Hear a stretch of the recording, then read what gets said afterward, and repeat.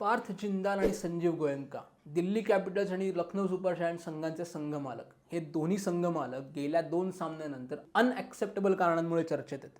काय घडलं? दिल्ली कॅपिटल्स विरुद्ध राजस्थान रॉयल्स, राजस्थानचा कर्णधार संजू सॅमसन आऊट झाला आणि पार्थ जिंदालने त्याला स्टँडमधून सेंड ऑफ दिला. हे पूर्णतः विसरून की संजू सॅमसन हा राजस्थानचा कर्णधार आहे. दुसरा प्रसंग काय घडला? सनरायझर्स हैदराबादकडून लखनौ सुपर जायंट्सला मानहानीकारक पराभवाला सामोरं जावं लागलं आणि त्यानंतर लखनौचे मालक संजीव गोयंकांनी भर मैदानात कॅमेरासमोर के एल राहुलची कान उघडणी केली. यावरून लक्षात येतं की IPL मध्ये खेळाडूंना परफॉर्मन्सचा किती प्रेशर आहे. याच्या बरोबर उलटा प्रसंग घडला ज्यावेळी कोलकाता नाईट रायडर्स विरुद्ध पंजाब किंग्सनी 260 धावांचा यशस्वी पाठलाग केला. शाहरुख खान मैदानावरती खेळाडूंना काही बोलला नाही. त्या उलट तो हॉटेलवरती परत गेल्यावरती खेळाडूंना त्यांच्या वैयक्तिक खोलीमध्ये जाऊन त्यांच्याशी चर्चा केली. तुम्हाला काय वाटतं? कुठल्या संघ मालकाचा अप्रोच बरोबर आहे?